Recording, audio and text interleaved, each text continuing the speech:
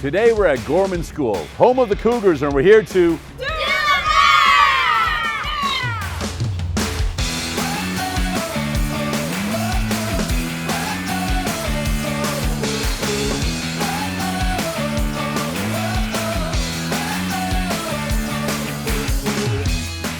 All right, we're back. We've got some 5th and 6th grade students from Gorman School. We're going to work with a little bit about area and perimeter. You guys ready to start?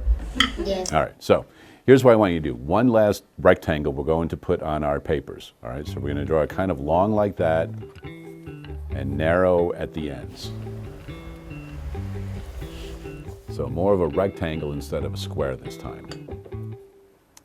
And choose a number between 3 and 10. 9? All right, so we're going to make this 9, and we'll make it 9 feet. All right. And choose a number between 2 and 5. 5. 5? All right, so we'll make this 5 feet. Okay. Now what I want you to do is I want you to find first the perimeter. So we can just put a P equals. Now the perimeter is the distance all around it.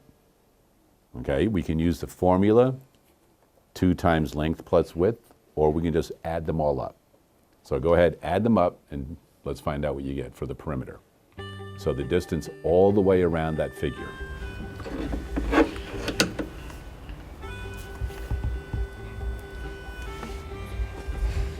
So if you need to label the other sides, you can do that to make it easier for you. All right, so we have a 9, a 9, a 5, and a 5.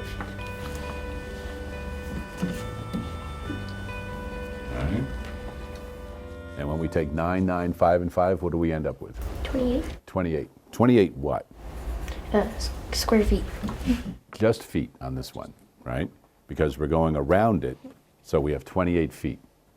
Now, if we want to do the area, we're going to go length times width. Now, what is the length? 9 feet. 9 feet, and the width is 5 feet. 5 feet. So what's 9 times 5? Anybody know? 45. 45. So it's going to be 45, now what feet? Square feet. Square feet. All right, so now we have 45 square feet. All right, so turn your papers over.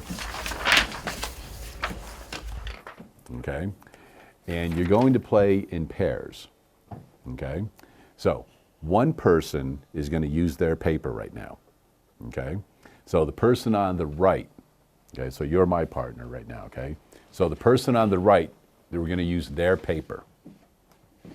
Okay, so the person on the left, you don't need your paper at all right now. Okay, what you're going to do is you're going to roll a pair of dice. Okay, I'm going to roll the dice, and you're going to multiply them. So I have 5 times 2 is 10.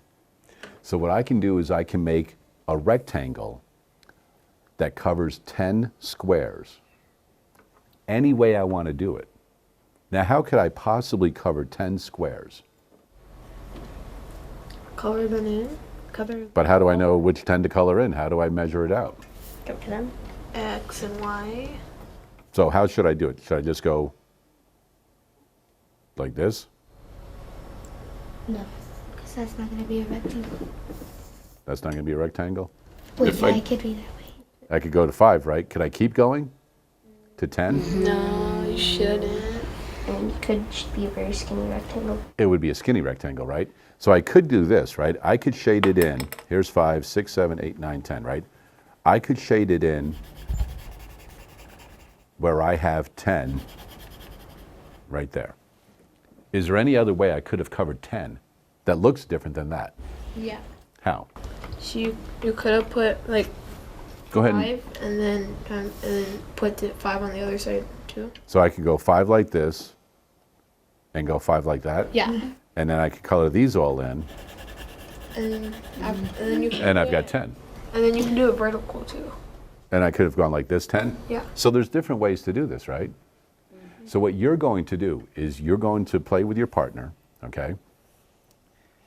So I rolled a 10. So let's say I did this one, okay? And then Jacob will roll, and whatever he gets, and he can put his rectangle anywhere he wants, in any shape that he wants. Okay? You guys got the idea? Yep. All right, let the games begin. 17. Please.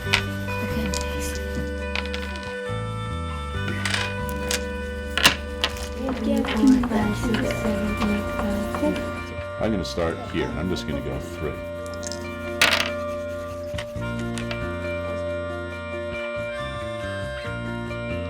All right, so you guys have the idea of how you're going to do this? Okay, so what you do is you keep going. At the end of the game, the person with the most rectangles wins. Okay? Now, if somebody makes a really large one, is that going to be good or bad? Bad. It could be bad. Why? Because you will have no more space. There won't be a lot of space left, right? For you, if you're doing just large ones, you might have 4 very large ones, right? And the other person can make really small ones and they have more rectangles than the other person. So this, just another extension of area and perimeter with the 5th and 6th grade students at Gorman School.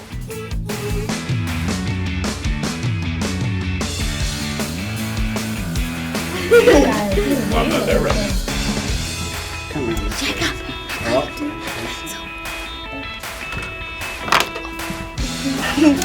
want to try.